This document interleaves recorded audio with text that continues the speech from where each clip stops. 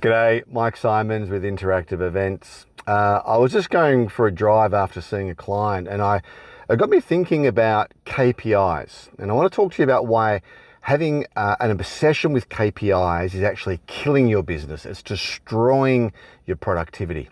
So many times working with clients, I hear about, oh, we're not meeting KPIs. We need to make sure we hit our KPIs. This is the KPIs we're working on.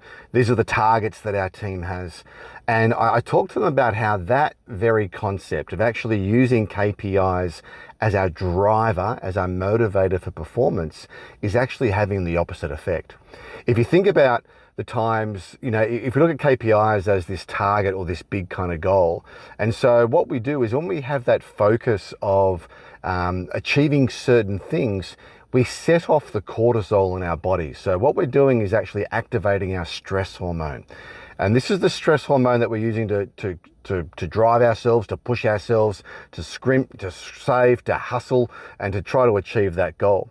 But for every action, there's an equal and opposite reaction. So once we achieve that goal, we've put our bodies in such a stress state that once we achieve it, we then collapse and we then revert back down to that same height, but below the line. So if you think about the times when you go on holidays, often for many people who have go on a holiday after a stressful period, what's the first thing your body does? It collapses, it becomes sick, you get the flu, your immune system breaks down. And so what we find is that when small business owners and leaders are using KPIs as the driving force, we're focusing on the wrong thing. So how does this relate to driving? So when we're driving, if we have a look at it, so I'll just flip the camera driving. Once these things here, these lights that come on, they're indicators of how well the car is performing. So a warning light will come on. When we're driving, we're doing a journey, the speed limit, the street signs, they are all indicators of how well we're performing or if we're moving in the right direction.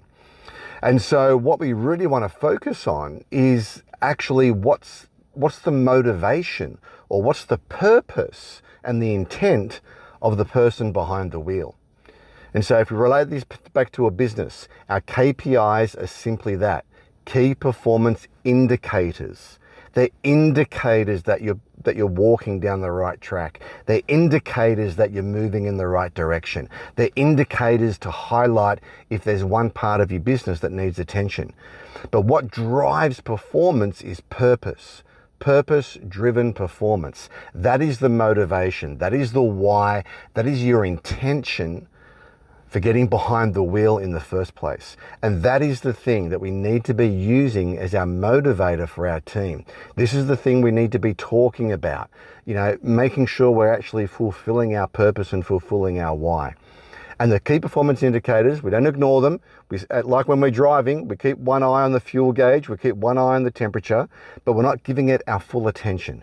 They're simply just indicators to see if we're moving in the right direction.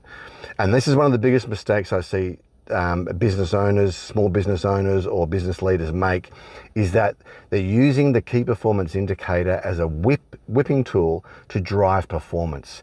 And it's the thing that's going to contribute to high staff turnover, poor performance, poor morale, toxicity, and it's just going to run your business or run your team into the ground. So if you want to work out and have a conversation as to how you can do that, how you can actually use your purpose. First of all, identify your purpose and then use your purpose as the motivator, as the fuel in the vehicle, as the intention.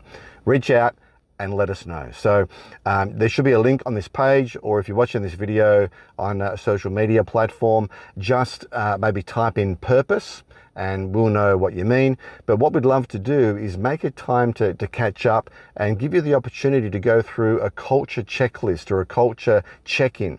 And so what we do in that 15, 20-minute conversation is identify, first of all, where are you at right now with your culture? What are the things you have in place? What are the things you don't have in place? What's working? What's not working? And then through that process, we can then identify three most important steps you need to take to move your culture to where you want it to be. And why would we do something like that? Very simple. What we've found is that there is a percentage of prospects who go through that process and go, fantastic, we love this action plan. Can you help us implement it? And that's where we step in and we can do some great work with you and your team and help implement. If that's not you, no biggie. At least you've come away with a plan that's going to help you move your business and your team culture to where you want it to be. And for us, that is a massive win.